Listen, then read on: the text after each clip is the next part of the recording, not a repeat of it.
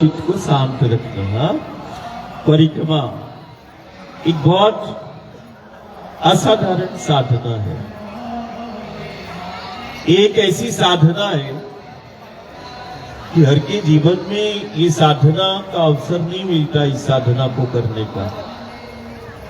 साधना तो किसी भी देवी देवता की हम करेंगे, साधना जीव का कल्याण करती है। लेकिन एक ऐसी शक्ति जो इस भूमंडल पर प्रत्यक्ष है, जिसको दुनिया नदी के रूप में देख रही है और हम प्रत्यक्ष शक्ति के रूप में देख रहे हैं, भगवती के रूप में देख रहे हैं। नदी नहीं, शक्ति है। नदी नहीं, साक्षात भगवती है। हमने साक्षात भगवती को प्राप्त किया है। देखो हमारे पास मां नर्मदा है, सानिध्य प्राप्त किया है। दुनिया कहती है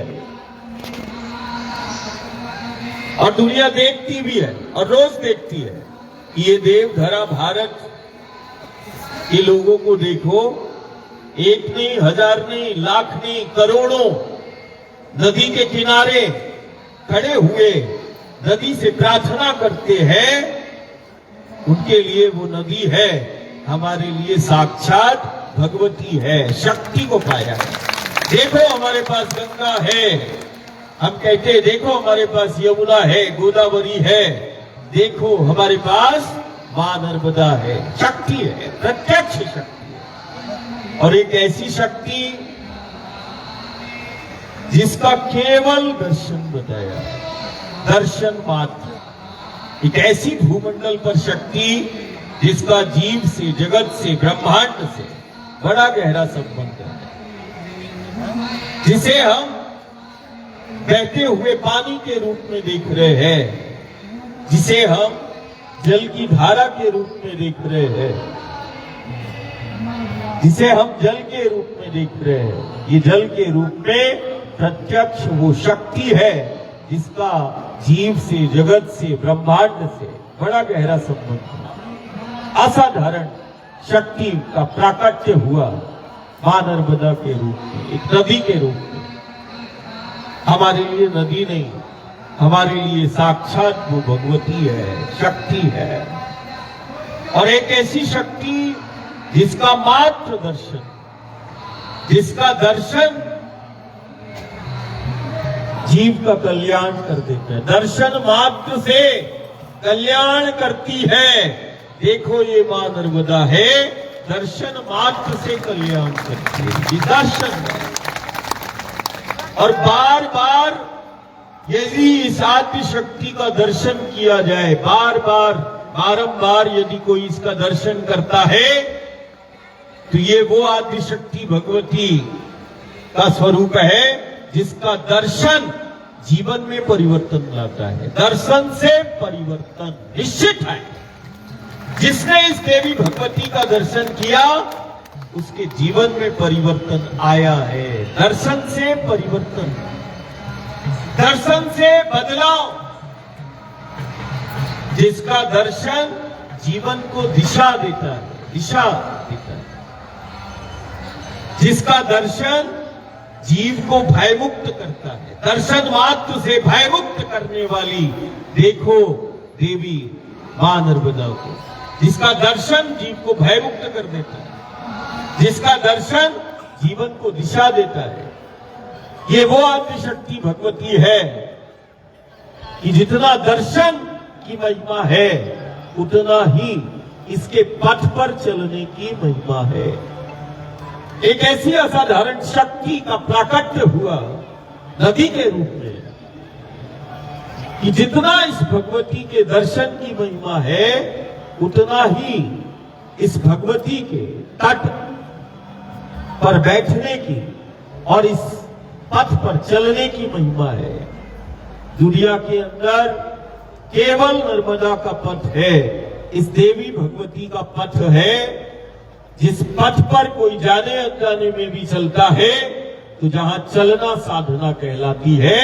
दुनिया के अंदर ऐसा पथ नहीं कि कोई चले तो साधना है और बैठे तो आराधना है।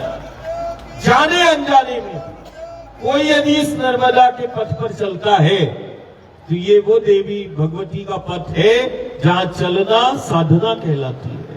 देखो साधु को, संत को, ध्यानी को, ज्ञानी को, विज्ञानी को, सब इस नर्मदा मैया के पथ पर चलते हैं। यहाँ चलना साधना है, असाधारण है। एक ऐसी शक्ति नदी के रूप में जिसका सदियों से युग साक्षी है, सदी साक्षी है, परिक्रमा करते हैं।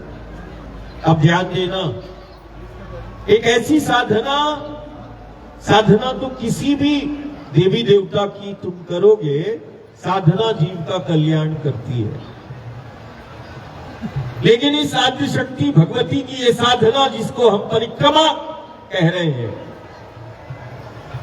ये साधना केवल जीव का कल्याण नहीं करती, ये वो साधना है कि घर परिवार का एक व्यक्ति इस साधना के लिए घर द्वार से निकलता है, एक व्यक्ति निकलता है। और दुनिया के अंदर एकमात्र एक साधना है कि घर परिवार का एक व्यक्ति निकलेगा और ये साधना उसके कुल का उद्धार कर देती है, कुल को तारने वाली साधना। साधना तो जीव का कल्याण करती है, लेकिन ये वो साधना है जो कुल का उद्धार कर देती है, कुल को तार देती है, कुल को तारने वाली साधना है, कुल का उद्धार करने वाली साधना है। ये वो साधना है जिसको हम परिक्रमा कहते हैं। साधना, ध्यान साधना आत्मा के साक्षात्कार के लिए, खुद को जानने के लिए, उस परमात्मा के साक्षात्कार की बहुत सारी साधना और विधियां हैं। साक्षात्कार के लिए दुनिया के अंदर केवल एक साधना है जहां साक्षात परमात्मा ईश्वर को वो प्राप्त कर लेता है। केवल साक्षात्कार नहीं होता, साक्षात परमात्मा ईश्वर और हरि से मिलना हो जाता है। बोले कौन सी साधना है जहां साक्षात ही परमात्मा और ईश्वर से मिलना हो जाता है? बोले नर्मदा मैया की वो परिक्रमा है, एक ऐसी साधना जो परमात्मा से साक्षात मिला देती है। केवल साक्षात्कार नहीं करती, खुद से मिलना है या परमात्मा ईश्वर से मिलना है, ये साधना उस परमात्मा ईश्वर से मिला देती है। ये साधना जीवन को कैसे जीना है, ये साधना जीना सिखाती है। ये साधना व्यक्तित्व का निर्माण करती है। ये साधना जीवन को दिशा देती है। ये साधना देव पितर पूर्वजों को संतुष्ट करती है। जो ये साधना करता है उसकी 21 नहीं 21 पीढ़ियां तृप्त हो जाती है। जो ये साधना करता है, देव पितर पूर्वजों प्रसन्न करने वाली साधना की, पितर संतुष्ट हो जाते हैं, देव प्रसन्न हो जाते हैं। बोले ऐसी कौन सी साधना है सहज जहां देव प्रसन्न हो जाते हैं और महादेव प्रकट हो जाते हैं? असाधारण है। बोले नर्मदा मैया की जय।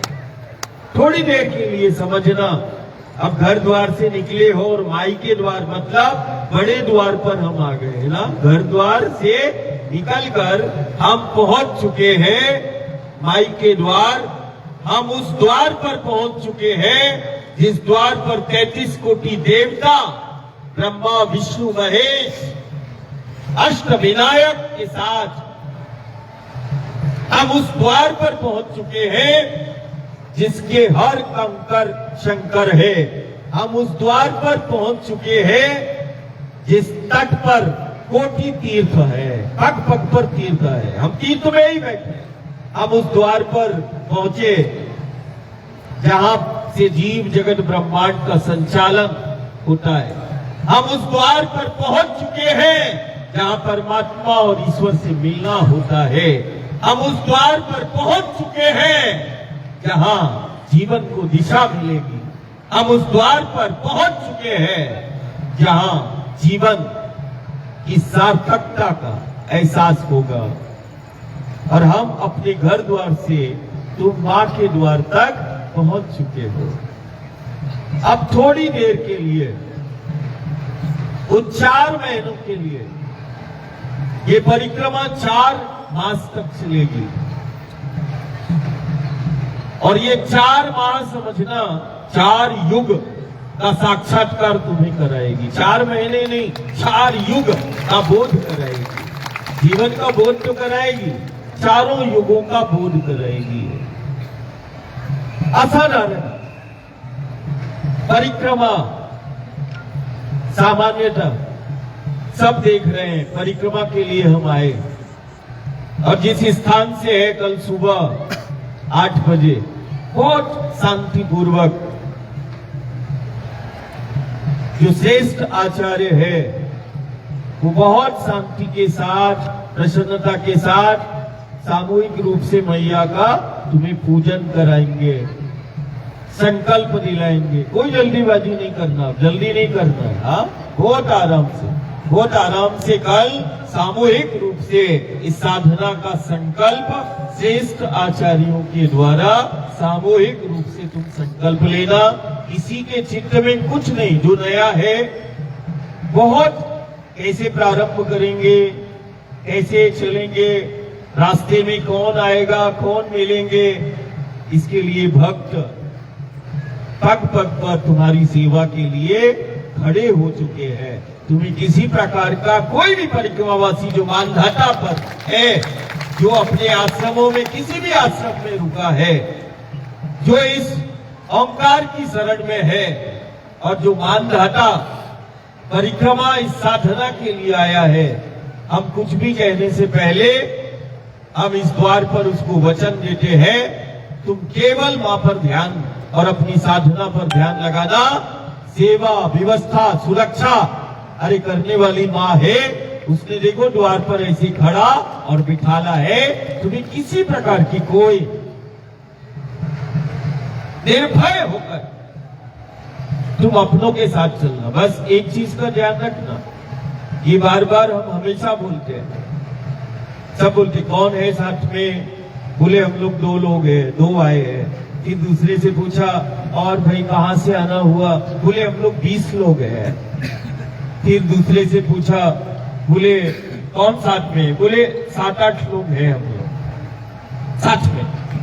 कोई 2 बोल रहा है, कोई 5 बोल रहा है, कोई 7 बोल रहा है, कोई 8, कोई 10, कोई 20 बोल रहा है। लेकिन हमारा उस परिक्रमा करने आए एक भक्त प्रेमी से है कि 2 साथ में है, 5 साथ में है, 10 साथ में है, या एक भी नहीं है, तुम बोले नहीं अकेले है, ऐसा नहीं कहना। इसके बाद, इस क्षण के बाद कोई पूछे या तुम खुद से पूछो तो तुम कहना मां है साथ। बस क्या कहना है, मां है साथ। कौन है साथ? गुरु है साथ, शंकर है साथ, दादा है साथ, बाबा है साथ। कोई ऐसा नहीं बोलेगा 2 है साथ, 5 है साथ, 11 है साथ, 20 है साथ। नहीं, हम सबके साथ मां है साथ। कौन है साथ? कौन है साथ? मां है साथ। और जो मां के साथ में है तो स्वाभाविक है कि दादा और बाबा उसको भी ले जाए, है ना। गुरु गोविंद को अलग से आह्वान की आवश्यकता नहीं पड़ेगी। जो मां के साथ में है उसके साथ प्रत्यक्ष गुरु गोविंद और शंकर है। उसको आभास होगा, उसको एहसास होगा, अलग से नहीं। दत्त है। क्यों? कारण इस तट और इस पथ पर सत्य है, और जहां सत्य होगा वही दत्त होगा, है ना। इसका भी ध्यान रखना है। जहां सत्य है वही दत्त है, जहां सत्य है वही गुरु गोविंद और शंकर है। और ये पथ उस सत्य का है, ये तट उस सत्य का है, और जहां सत्य है ना, वही दत्त है ना। सत्य ही दत्त है, दत्त ही सत्य है। तो सबसे पहले मानसिक वातावरण बनाना। इस साधना में कुछ वाणी का तप करना है। स्थितियां परिस्थितियां कैसी भी हो, तुम्हें वाणी बहुत निर्मल रखना है ना। वाणी में मिठास होना चाहिए, कटुता नहीं होना चाहिए, किसी के भी प्रति राग ईर्षा द्वेष नहीं रखना।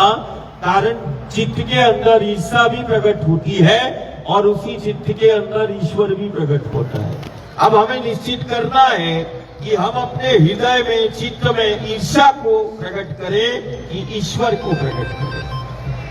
हमें ईश्वर को प्रकट करना है ना, ईर्षा को नहीं, द्वेष को नहीं। जो मां के पथ पर चल रहा है उसको अपना परिवार जानना कि यही परिवार, क्या मालूम कौन सी वंशावली में, कौन से जन्म में। अब तुम देखना, जैसे घर परिवार के साथ रहते हो, अब तुम्हें 4 महीने यही तो कुटुंब है, यही कबीला है, यही परिवार है, एक दूसरे को देखना। क्या मालूम किस पीढ़ियों में तुम साथ में उठना बैठना, खाना पीना, आराधना साधना सब हमें मिलकर करना है। जैसे घर में साथ में रहना होता है, ऐसे ही माई के द्वार पर हो सकता है अलग अलग जिले प्रांत और गांव से आए, लेकिन वास्तविक में तुम्हारा सही कुटुंब तो यही है जो तुम बैठे हुए हो। न जाने किस पीढ़ी का तुम्हारा संबंध है, अलग अलग इस बार तुमने जन्म लिए, लेकिन जन्म का कोई तो रिश्ता होगा जो साथ में ये साधना करने का तुम सबको अवसर मिला। इसीलिए इसी को कुटुंब समझना है, इसी को परिवार समझना है, अलग अलग नहीं समझना है ना। सब एक ही है। जो माँ के तट पर है और जो माँ के पथ पर है वो हमारा परिवार है। कोई आगे, कोई पीछे, कोई साथ में, सब माँ के पथ पर जो है।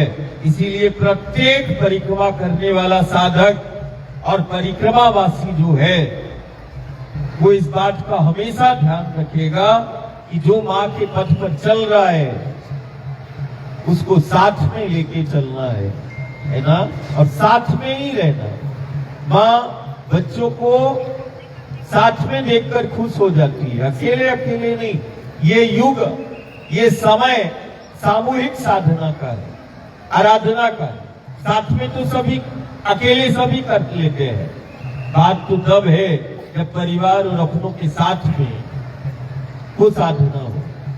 तो साधना में इस चीज का विशेष ध्यान रखना है। हाँ, और कुछ लोग ऐसे भी हैं जिन्होंने एक बार, 2 बार, एक बार वाले कितने भाई, एक बार जिन्होंने परिक्रमा किया, अच्छा, जिन्होंने 2 बार किया, जिन्होंने 3 बार किया, अच्छा, जिन्होंने पहली बार किया वो हाथ खड़ा, जो पहली बार कर रहे हैं वो हाथ खड़ा करो, जो पहली बार कर रहे हैं, बहुत बढ़िया।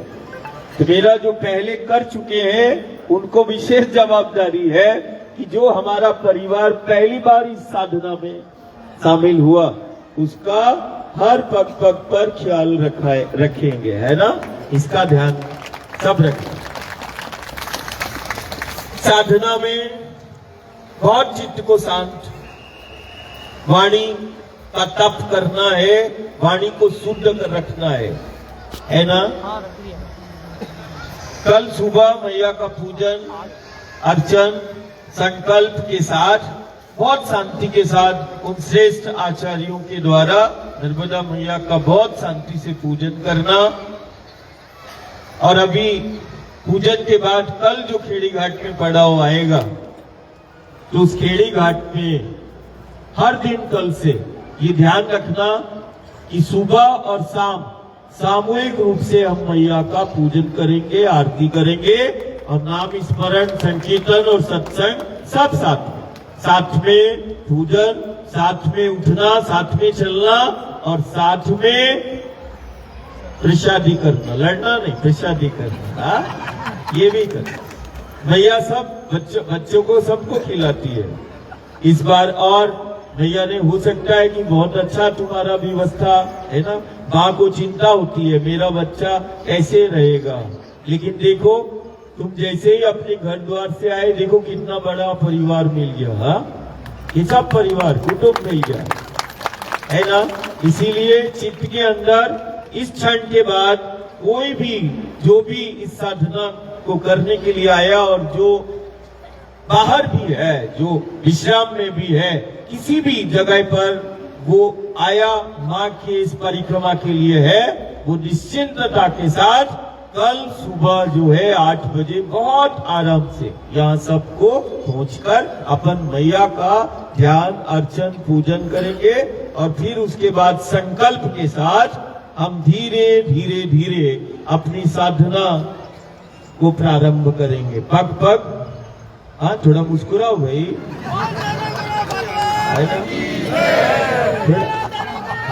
हाँ थोड़ा बस, हाँ थोड़ा मुस्कुराओ मुस्कुराओ। मुस्कुराते हुए हम हमेशा बोलते हैं। किसी ने बोला मैया को कैसे प्रसन्न करेंगे, मैंने कहा मेरे पास तो कोई विधि नहीं है, ये साधना शिशु वृत्ति की साधना है। माँ की गोद में जैसे बच्चा रहता है ऐसे तुम्हें 4 माह रहना है, ऐसा निष्काम भाव से रहना है। ये शिशु वृत्ति साधना है। ये 4 महीने तुम्हें माँ के संग रहना है, माँ के पथ तुम्हें चलना है। निश्चित है चलते चलते जीवन को दिशा मिल जाएगी और चलते चलते परमात्मा ईश्वर से मिलना हो जाएगा। और जो भी तुम्हारा संकल्प है वो चलते चलते वो सारे संकल्प मैया पूर्ण करेगी, है ना, सारे संकल्प पूर्ण करेगी। उत्सुक संकल्प के साथ कल हम प्रारंभ करेंगे। लेकिन सबके मन में एक विचार आता है, परिक्रमा क्यों करते हैं परिक्रमा? अब परिक्रमा तो गोवर्धन का भी होता है, परिक्रमा कामदगिरी का भी होता है, परिक्रमा पहाड़ों का भी होता है। लेकिन एक ऐसी आदिशक्ति भगवती जिसका परिक्रमा विख्यात है, नर्मदा परिक्रमा, है ना। एक ये शक्ति, अब शक्ति तो गंगा के रूप में भी है, यमुना के रूप में भी है। तो कोई गंगा का परिक्रमा कर सकता है, कोई यमुना का, लेकिन ऐसा नहीं होता है। नर्मदा मैया की परिक्रमा होती है। इस आद्य शक्ति भगवती की क्यों करते हैं परिक्रमा, और ये परिक्रमा क्या है, वो आज थोड़ा सा संक्षिप्त में, फिर हम धीरे धीरे उसको माँ जैसे जैसे चित्त में भाव डालेगी तो हम फिर उसको बताएंगे। लेकिन एक सामान्य परिक्रमा को जैसे ही ध्यान में आता है तो परिक्रमा मतलब एक चक्र, एक स्थान से भक्त प्रेमी प्रार्थना करता है और ध्यान करते हुए वहां से प्रारंभ करता है और पुनः जो है उसी स्थान पर, कल जिस स्थान पर हम यहां से प्रारंभ करेंगे परिक्रमा, माई का चक्र एक पूर्ण करते हुए पुनः इसी स्थान पर आएंगे। एक चक्र पूरा होगा तो वो एक परिक्रमा मानी जाएगी। एक चक्र पूरा लगा लिया, है ना, ऐसा है ना, ऐसा है। एक चक्र लगाया और परिक्रमा हो गया, ठीक है, बोथ साइड का, इसको समझना। एक साइकिल, एक चक्र। और देखो दुनिया का ज्ञानी विज्ञानी और सब बोलते हैं, क्या बोलते हैं? जीवन चक्र, सुरक्षा चक्र। ये पूरा जीव जगत ब्रह्मांड चक्र में स्थित है, इसको ऐसा समझो, ज्ञानी हो विज्ञानी हो। परिक्रमा इस ब्रह्मांड का शाश्वत सत्य है। बिना परिक्रमा के ये ब्रह्मांड जीव जगत हो ही नहीं सकता है। ये सब समाप्त हो जाएगा यदि ये परिक्रमा नहीं। सब एक दूसरे की परिक्रमा कर रहे हैं। सूर्य को देख, सूर्य, चंद्र, मंगल, गुरु, शनि, सब एक दूसरे की परिक्रमा कर रहे हैं। सब एक दूसरे की परिक्रमा। ये जीव, ये जगत, ये ब्रह्मांड सब चक्र में स्थित है, इसको ऐसा समझ। इसीलिए तो बोलते हैं जीवन चक्र, ठीक है ना, आया समझ में? चक्र, हमारा जीवन चक्रों द्वारा संचालित हो रहा है, चक्र में स्थित है ये जीव जगत और ब्रह्मांड, ठीक है। चक्र, ठीक है, अपन बोलते हैं ना जीवन चक्र। यहां तक की सुरक्षा भी चक्र में, सुरक्षा चक्र। यहां तक की काल भी चक्र में, इसीलिए हम बोलते काल चक्र। चक्र में स्थित है और चक्रों द्वारा संचालित ये जीव जगत ब्रह्मांड हो रहा है, ठीक है। एक चक्र। अब एक ऐसी भगवती आदि शक्ति का प्रकटीकरण होता है शिव की देह से जिसका प्राकट्य हुआ, वो शिव कन्या के रूप में वो आदि कन्या है, आद्य शक्ति है, जिसका प्रकटीकरण शिव की देह से हुआ। ये आद्य शक्ति का स्वरूप है, ये साधारण शक्ति नहीं। ये वही शक्ति है कि जो भी तुम रचना को देख रहे हो, निर्माण को देख रहे हो, संचालन को देख रहे हो, जीव जगत से लेके ब्रह्मांड तक जो भी रचना है, जो भी निर्माण तुम देख रहे हो, ध्यान देना, वो निर्माण, वो रचना जो भी हम देख रहे हैं, उसके सूत्र, बिना सूत्रों के कोई रचना नहीं हो सकती, बिना सूत्रों के कोई निर्माण नहीं, बिना सूत्र के कोई संचालन नहीं। तो फिर शोध का विषय ये है कि ये सूत्र, और सूत्र कितना प्रकार है जिसमें ये जीव जगत ब्रह्मांड का रचना, निर्माण और बंधा हुआ है। पहला गुण सूत्र, गुण सूत्रों से ये रचना होती है। फिर रक्षा सूत्र, जिससे ये जीव जगत ब्रह्मांड बंधा हुआ है। ब्रह्म सूत्र, 3 सूत्र है, रक्षा सूत्र, ब्रह्म सूत्र और गुण सूत्र।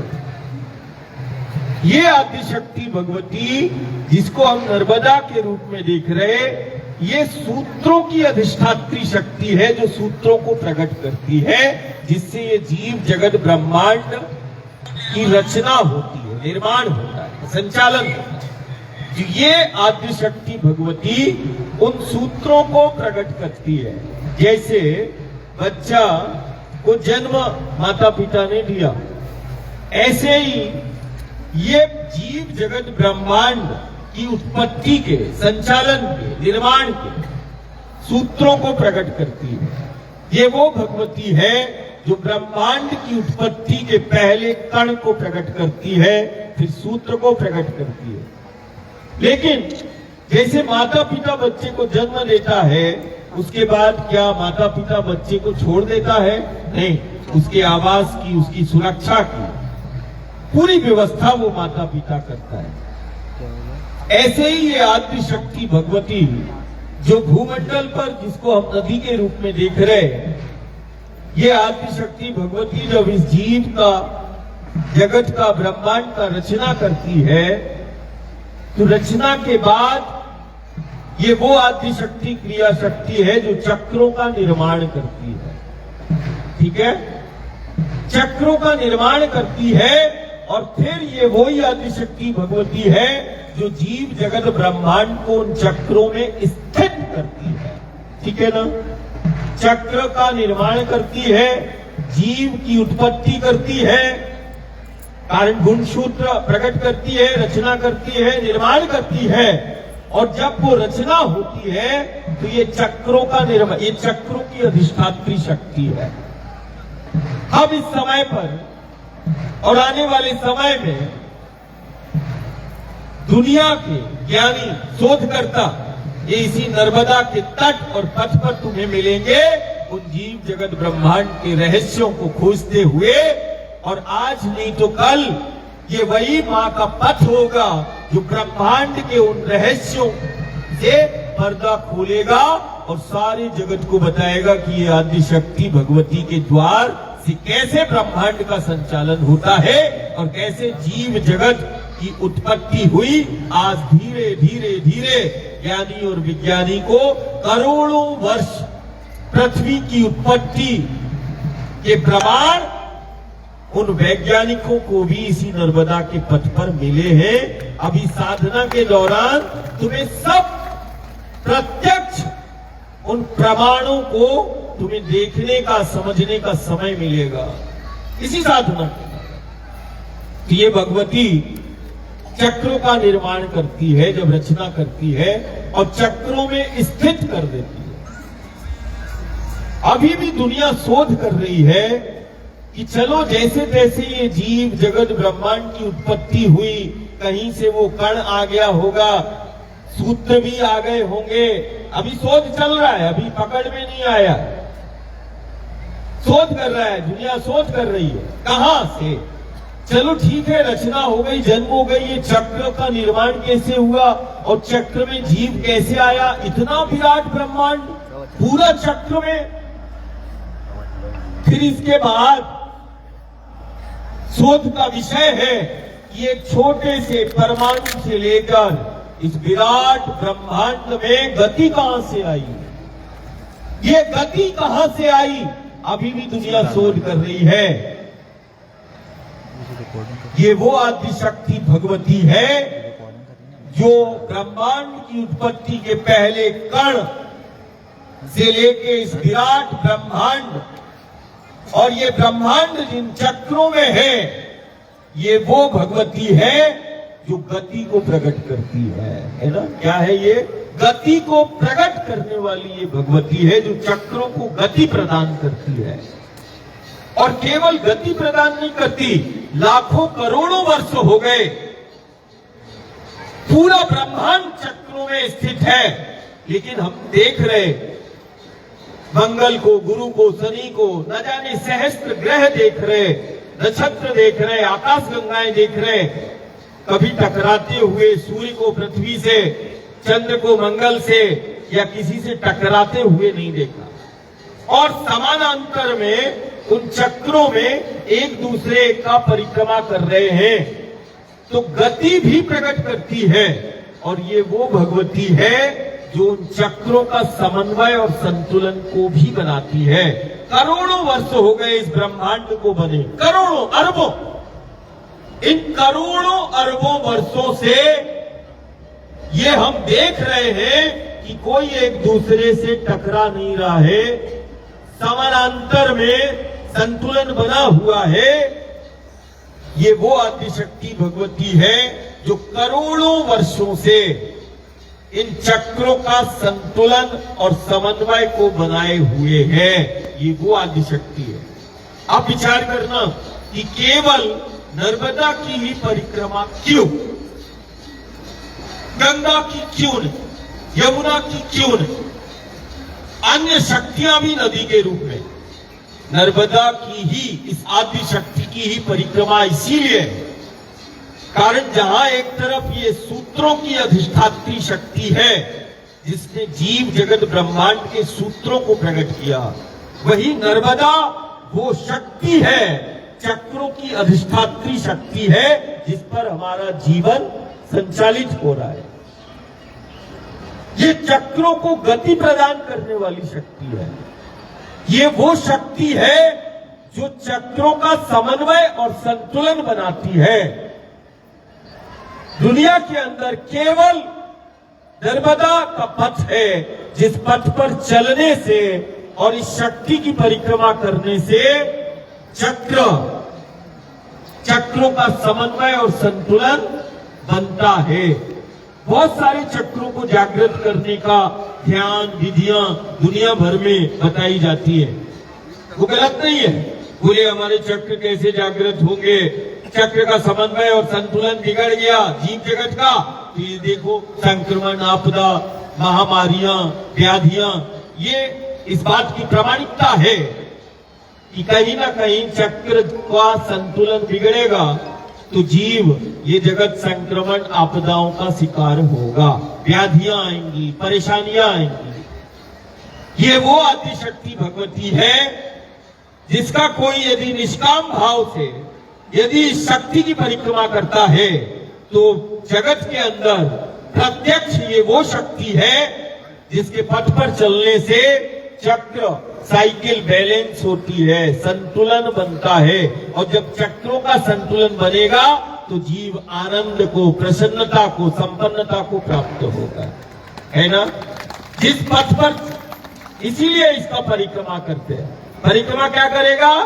परिक्रमा चक्रों को तुम्हारे जागृत करेगा, जागृत करता है। नर्मदा क्यों करता है? कारण नर्मदा चक्रों की अधिष्ठात्री शक्ति है जो चक्रों को गति भी प्रदान करती है और चक्रों का समन्वय और संतुलन को भी बनाती है। इसीलिए नर्मदा की ही परिक्रमा करते हैं, गंगा की नहीं। ये वो पथ है जहां चलने से चक्र जागृत हो जाते हैं। ये वो पथ है जहां चलने से देवत्व प्रकट होता है।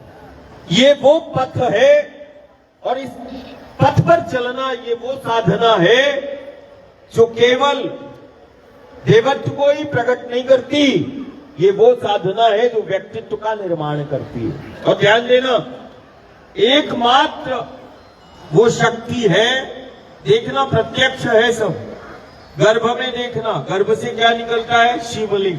क्या निकलता है? शिवलिंग। शिवलिंग का निर्माण, ऐसी भगवती, ऐसी शक्ति गर्भ में, एक नहीं, दो नहीं, हजार नहीं, लाख नहीं, करोड़ों, असंख्य असंख्य शिवलिंग का निर्माण गर्भ में कर चुकी है। और निरंतर लाखों करोड़ों निर्माण शिवलिंग। शिवलिंग क्या? शक्ति का प्रतीक। महादेव के स्वरूप का पूजन नहीं होता, शिवलिंग का पूजन होता है। और पहला आदि शिवलिंग को प्रकट करने वाली अपने गर्भ से, ये वही आद्य शक्ति है। तो ये शिव कन्या के रूप में आद्य शक्ति जगत जननी भगवती भुवनेश्वरी है, जिसने कन्या के रूप में प्रकट हुई। ये आद्य शक्ति का स्वरूप है ना, जिसको हम कन्या कहते हैं। समझना, ये वो आद्य शक्ति भगवती है कि जो शिवलिंग का निर्माण करती है। और जो शिवलिंग का ध्यान कर ले, वो शिव शक्ति का ध्यान, शिव शक्ति दोनों का पूजन हो जाता है जो शिवलिंग को पूज लेता है। तो शिवलिंग क्या? वो शिव शक्ति का प्रतीक, ब्रह्मांड का प्रतीक है। वो शिवलिंग हमारे अस्तित्व का प्रतीक है। शिवलिंग इस ब्रह्मांड का वो प्रतीक है ना। तो देखना, ये आद्य शक्ति भगवती गर्भ में शिवलिंग का निर्माण करती है। और एक दो नहीं, लाखों करोड़ों असंख्य। तो ये आद्य शक्ति ही वो ऐसा कर सकती है, कोई देवी नहीं कर सकती। ये देवी के रूप में, कन्या के रूप में, ये आद्य शक्ति का ही स्वरूप है, जो अभी तक और कलयुग के अंत तक अक्षय है। तो निरंतर शिवलिंग का निर्माण कर रही है गर्भ में। ध्यान देना, ध्यान देना, ध्यान देना। गर्भ में शिवलिंग का निर्माण करती है। देखो, ये देवी भगवती मां नर्मदा है, जो गर्भ में शिवलिंग का निर्माण करती है। और जो इस देवी भगवती के पथ पर चलता है, तो उसके व्यक्तित्व का निर्माण कर देती है। देखो, ये देवी भगवती मां नर्मदा है। दोनों बातें प्रत्यक्ष है, सत्य है।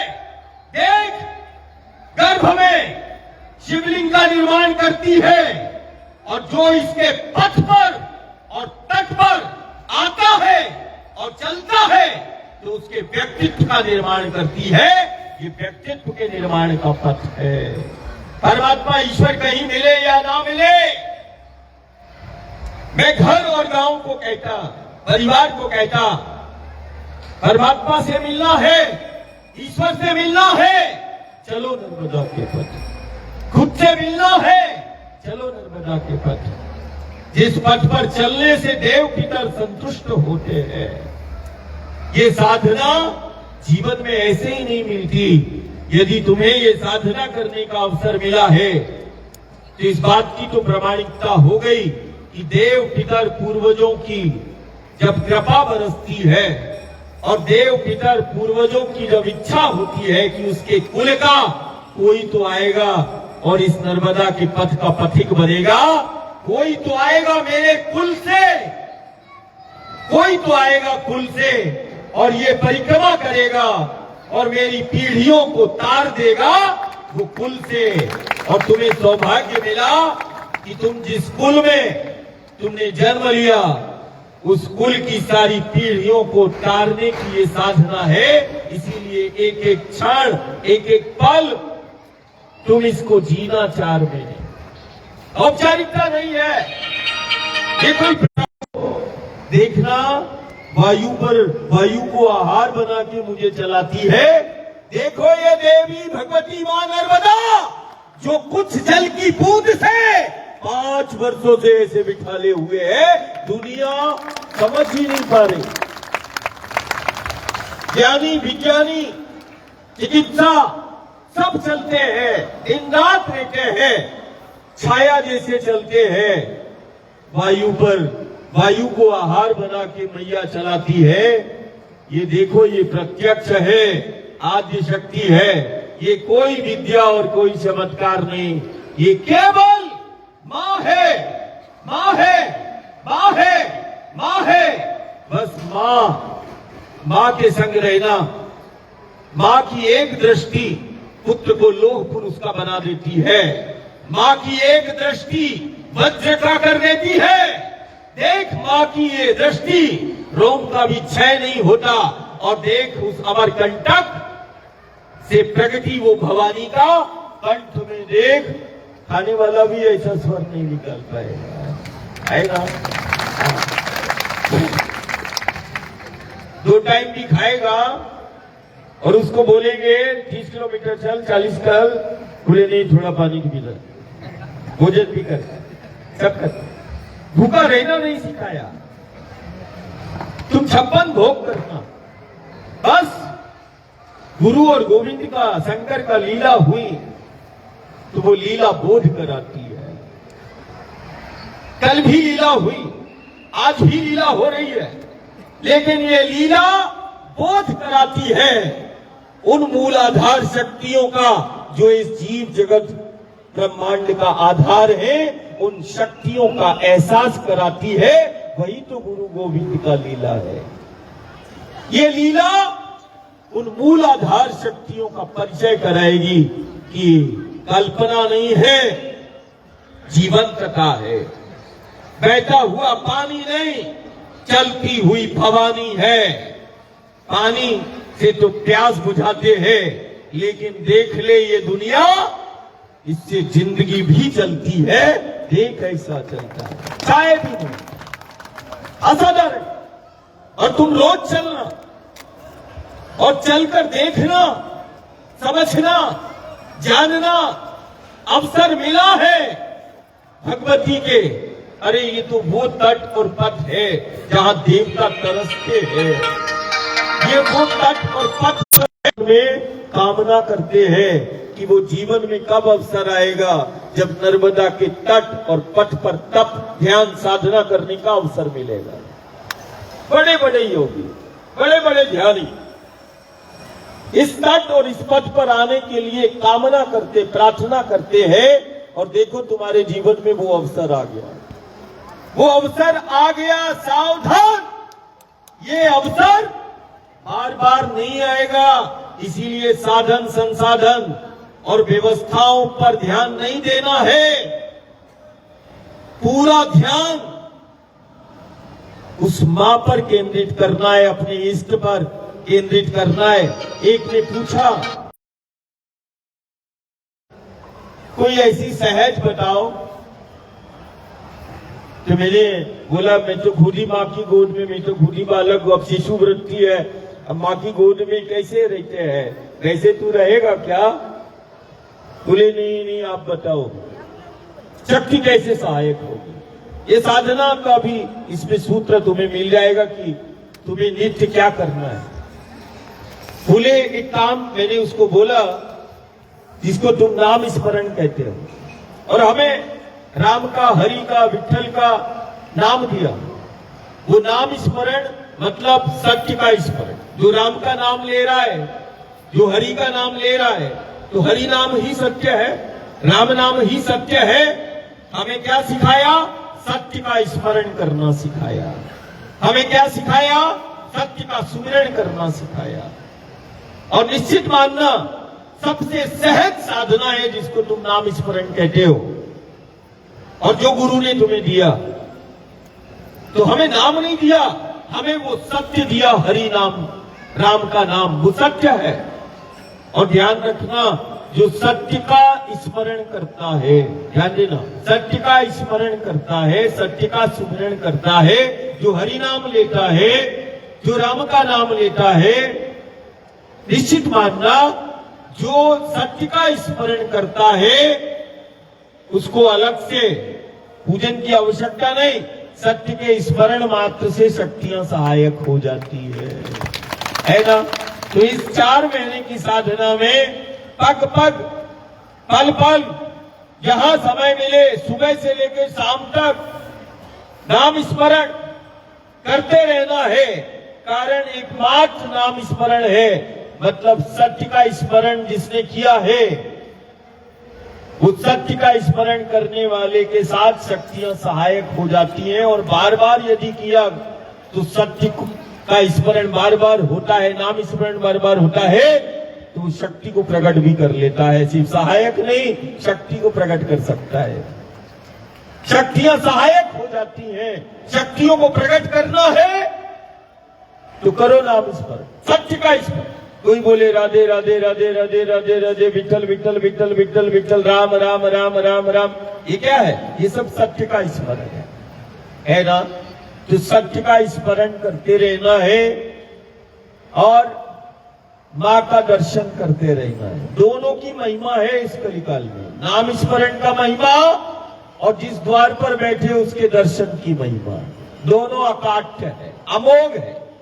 और ये वो आदिशक्ति भगवती है कि मैं इस समय पर कोई ऐसा कण से लेके जो भी दिखाई दे रहा है सब में मैं इस भगवती को देखता, हर चक्र में देखता। मैंने तो विठ्ठल के, कृष्ण के उस सुदर्शन चक्र को भी गति प्रदान करने वाली यही भगवती को देखा, जो ठाकुर के हाथ में सुदर्शन चक्र है, उस चक्र को भी गति प्रदान करने वाली ये वही भगवती है। सिर्फ जीव जगत ब्रह्मांड के चक्रों को ही नहीं, ये वो भगवती है जो कृष्ण के उस सुदर्शन चक्र को भी गति प्रदान करती है। ये वो भगवती है जो प्रभु राम को त्रेता में दोषों से मुक्त कर देती है। ये वो भगवती है कि द्वापर में गोविंद को अजय कर देती है। और ये वो भगवती है जो कलयुग में नवनाथों को, सिद्धों को आश्रय दे देती है और धर्म रक्षा, धर्म जागरण करा लेती है। असाधारण ये वो शक्ति है जहां पर माता पिता के साथ में दत्त, बोले दत्त का भ्रमण तो सब जगह होता, लेकिन नर्मदा के पथ पर वो आई बाबा के साथ में होता। ये पथ है ना? थोड़ा मुस्कुराओ ना, पहली बार सुन रहे क्या भैया? मुस्कुराते हुए। और अब समय का ध्यान रखना, लेट लो जो, हाँ अब कहाँ भाग के जाओगे, घर जा नहीं सकते, तो बढ़िया दिन रात सत्संग करना है, नाम स्मरण करना है, माँ का दर्शन करना है, अपनों के साथ चलना है, यही साधना है। अब ऐसा भी कोई घड़ी नहीं देखेगा, अब घड़ी भी देखेगा तो कहाँ जाएगा? कहाँ जाएगा? अब तो तू आ गया। जैसे बच्चे को स्कूल से अब रोएगा धोएगा, अब क्या थोड़ा बहुत रो ले धो ले, वो तो अब जो छोड़ने गए वो कल जाएंगे, फिर बोलेंगे ताई ध्यान रखना, आई माँ तू ध्यान रखना, पिताजी है तो पिताजी ध्यान रख, मैं तो बिल्कुल ध्यान रखूंगा। अरे तुम चिंता मत करो, माँ ध्यान रखे। तुम भी उनको परिवार को बोल देना तू चिंता मत करना। ये साधना घर परिवार के देव पितर पूर्वजों की कृपा हुई, तब तो ये साधना करने का अवसर मिला है। और वो सब परिवार जो छोड़ने के लिए भी आया, वो भी कहीं बीच बीच में जब चाहे तब 1 दिन 2 दिन जरूर इस साधना में अपने माता पिता के साथ, भाई बंधु जो भी परिक्रमा में आए हैं, अपने घर को जरूर बताना कि इन 4 महीने में 2-4 दिन तुम्हारे साथ भी उस पथ पर चले तो ये सार्थक हो जाएगा, है ना? औपचारिकता नहीं और चिंता नहीं। माँ तो है ही, माँ तो प्रत्यक्ष है। और जो भी है, जैसा भी होगा, रूखी सूखी जैसा भी होगा, लेकिन मैं तुम्हें वचन देता, मैं तुम्हारे साथ होऊंगा, है ना? इसीलिए किसी को देखना नहीं, मुझे देखना और माँ को देखना, ठीक है? बोलते क्यों नहीं? मुस्कुराते अपन मैया का आरती करते हैं। हाँ, कल 2 दिन थोड़ा जल्दबाजी नहीं करना, बढ़िया बहुत आराम से, कल बहुत शांति के साथ सुबह 8 बजे तक पहुंचना इधर जहां बैठे हो, यहाँ बहुत आराम से, कोई जल्दी नहीं करना, बहुत अच्छे से पूजन करना। मैया का जल श्रेष्ठ आचार्यों के द्वारा जिसपे अपन मैया को लेके चलते हैं, बहुत आराम से करो, कोई जल्दी नहीं, 4 माह में हो जाएगा, कोई जल्दी नहीं। फिर इसके बाद खेड़ी घाट पर जहाँ गौरी शंकर महाराज का आज भी वो धूना है, और गौरी शंकर महाराज जहाँ पड़ाव डालते थे उस खेड़ी घाट पर अपन रुकेंगे। और 1-2 दिन अभी थोड़ा थोड़ा चलेंगे, 10-12 किलोमीटर बस चलेंगे। ऐसा नहीं कि सीधा आज ही 25 चल लिया, हाँ तो पता चला एक बार में ही 20 चले, अब हम घर जाते हैं, आज नहीं, थोड़ा थोड़ा मस्ती करते हुए, नाम स्मरण करते हुए, अपनों से मिलते हुए थोड़ा थोड़ा कदम बढ़ाएंगे। फिर दादा बताएंगे कहाँ दौड़ लगाना है, तो चिंता मत करना है। बस कहते हैं कि गुरु कहते अर्जुन का सारथी है ना, अर्जुन को सारथी मिल गया है ना, ऐसे ही तुम्हें भी इस साधना का सारथी मिल गया, ऐसे समझना है।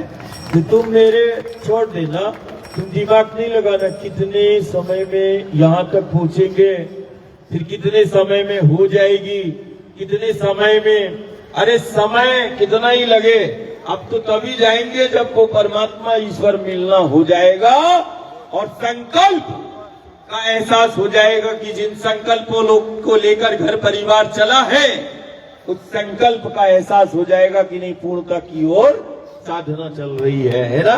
तो बहुत आराम से करना है ना।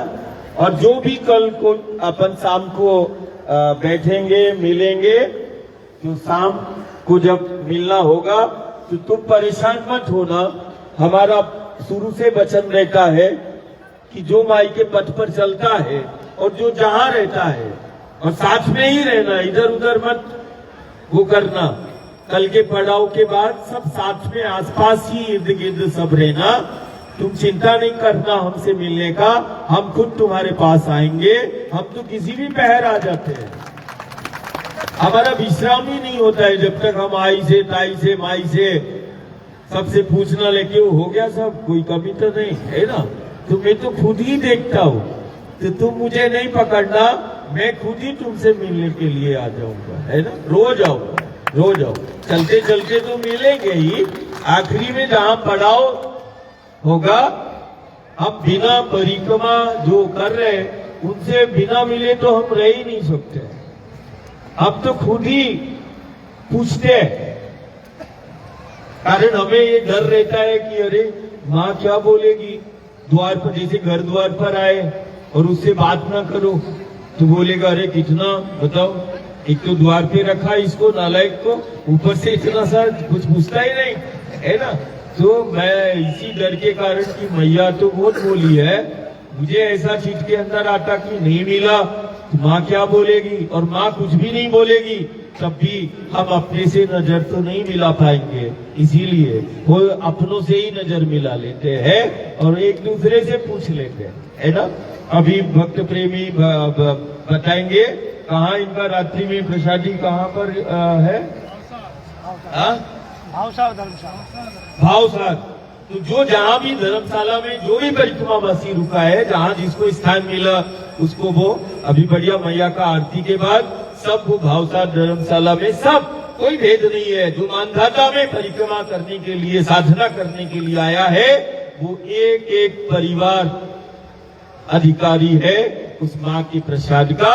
यहाँ कुछ नहीं, खिलाने वाली भी मैया है और चलाने वाली भी मैया है। सब एक मिलकर प्रसादी पाना और विश्राम करना, सुबह 7:30-8 बजे बहुत शांति के साथ इधर आना। सामूहिक रूप से आचार्य पूजन अर्चन और जो विधि है, विधान है जो नए हैं, उनको कुछ चिंता करने का नहीं, सब कुछ। यहाँ तक कि मुझे लगता परिवार वो माई के जल के लिए या कोई ऐसी चीज नहीं है, वो सब तुम्हें इधर प्राप्त हो जाएगी, है ना। बस दंड वो छड़ी अड़ी लेके रखना, और एक वो क्या बोलते हैं, ओढ़ने वो वाला बिछाने वाला, उस पर बहुत लड़ाई करते हो। अपना अपना लेके चलना इस बार, यहीं से ध्यान रखना, नहीं तो मेरा अपना अपना लेके चलना होगा। सबको मिल जाएगा, वहाँ खेड़ी घाट सबको मिल जाएगा, है ना। तो दंड का सन्यासी के पास क्या रहना चाहिए, दंड रहना चाहिए, एक कंबल रहना चाहिए, बाकी तो मैया है ना, किसी प्रकार का कोई चिंता नहीं, बहुत सीमित सामान रखना। अपन साधना के लिए आए, ऐसा नहीं 4-4 बैग लेके जा रहे। अजय तो शादी विवाह में आए क्या? तो शादी विवाह में आए तो तुम पूरा बैग लेके चलो, 4-4 बैग, कुछ नहीं, 2 जोड़ी कपड़े रखो, और वो भी कपड़े क्या अपन धोती पहनते हैं। ऐसा नहीं कि जीन्स टी शर्ट और सब कुर्ता पैजामा, ऐसा नहीं, धोती पहनना। पारंपरिक साधना में, यज्ञ अनुष्ठान में धोती, वो भी सफेद श्वेत बढ़िया वस्त्र रखना, 2 जोड़ी। मान लो फट जाते हैं वो, मेरी तो नजर रहती है ना, चिंता नहीं भैया, फिर है ना, तो 2 जोड़ी रखो। एक वो पोटली है जिस पर मैया को विराज लेना, रख लेना। कुछ अपना इष्ट आराध्य का छोटा छोटा फोटो है वो रख सकते हो, है ना, बस, ज्यादा नहीं।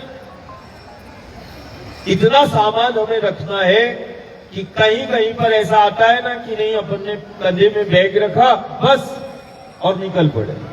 अब ऐसा घर गृहस्थी जैसा नहीं रखना, 4-4 और अभी लाए हो तो मेरा वचन है, जो घर परिवार छोड़ने के लिए आया उनको दे दो, कहना दादा मिल गए, बस ठीक है, 2 जोड़ी में 4 महीने निकल जाएगा, ज्यादा नहीं रखना। खाने पीने का भी नहीं रखना, मैया पग पग पर खिलाती है, तुम क्या रखोगे? साधना करने के लिए आए, ज्यादा नहीं रखना, सीमित। दूसरा चीज, माता बहने, हमने देखा अनुभव के दौरान, कोई भी जेवर या चेन या जो भी सोना चांदी पहने हो, भैया उसको घर परिवार को दे दो, कुछ मत आभूषण पहनो, अंगूठी वगैरह, ये जो भी भक्त प्रेमी पहने साधक, ये ध्यान दे कि कोई भी साधना के दौरान ये सोना चांदी के आभूषण, अंगूठी और ये सब तुम या फिर रख दो। और यदि घर परिवार चला गया है तो मैंने व्यवस्था की है कि 4 महीने के बाद तुम्हें मिल जाएगा, तुम उसको लिखवा देना, है ना। लेकिन ये सोना चांदी के आभूषण और ये सब नहीं लेकर चलना है। साधना में इसकी जरूरत क्या है? कोई जरूरत नहीं है। दूसरा, अधिक पैसा लेके बिल्कुल मत चलना, है ना, आवश्यकता ही नहीं है पैसा। नहीं तो परिक्रमा के दौरान हमने ये भी देखा है कि जमात और भक्त प्रेमी है, कोई भी आसुरी, अब साधना जहां होगी तो असुर भी आएंगे, है कि नहीं? तामसी आसुरी प्रवृत्तियां भी छल करने के लिए आती हैं, और वो बढ़िया ऐसा लगता बगुला भगत बन के आ जा, अच्छा तुम भी परिक्रमा, वो भी भेष ही में आता, जैसे कालने में आ जाता, लगे ना राम राम राम। अब रुकना ही पड़ेगा, दादा को भी रुक जाते हैं, दादा भी रुक जाते हैं, बोले यार राम का नाम ले रहा है, कुछ तो है। और जब तक मुख में रहेगा तब तक दादा खुद उसकी व्यवस्था करते हैं, है ना। लेकिन दृष्टि से कोई बचा नहीं, लेकिन उसके बावजूद भी हम कोशिश करें कि सीमित व्यवस्था, द्रव्य पदार्थ, साधन जो भी तुम लेके चल रहे हो, वो इतना ही लेके चलना जितना तुम रोज रख सकते हो अपने कंधों पर, है ना। ऐसा ऐसा नहीं 4-4, 5-5, शादी विवाह पर नहीं जा रहा है ना, तो कोशिश करना। और बाकी यदि ज्यादा कोई सामान ले आया है तो उसको खेड़ी घाट में हम एक पूरा उधर बंद करके वो उधर रख देना, वो 4 महीने के बाद पूरा सुरक्षित सामान आपको प्राप्त हो जाएगा, है ना। ज्यादा अधिक सामान ले जाने की आवश्यकता नहीं। तो कल इसको भी जो भगत सेवा मंडल है उसको भी ये विशेष ध्यान दे कि परिक्रमावासी को कल तो ठीक है खेड़ी घाट में, और फिर दूसरा पड़ाव जो टोकसर में रहेगा, ये 2 दिन के अंदर उसको व्यवस्थित, बाकी सब कुछ होगा लेकिन सीमित साधना करने के लिए है, कुछ नहीं। माँ जैसा चलाएगी चलेंगे, माँ जो खिलाएगी खाएंगे, है ना। और माँ तो खूब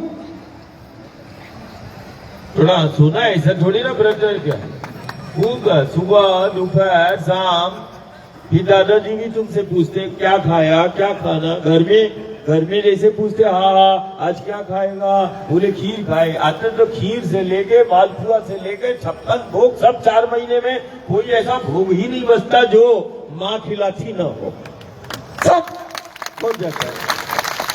कोई ऐसा भूख नहीं, जो 4 महीने में मैया उसको खिलाती है, सब खिला देते हैं। तो बढ़िया सामूहिक अच्छा मैया का आरती करते हैं। और आरती कर रहा, कल पूजन सामूहिक रूप से, कल पूजन, अभी सिर्फ आरती, मैया को क्षमा प्रार्थना।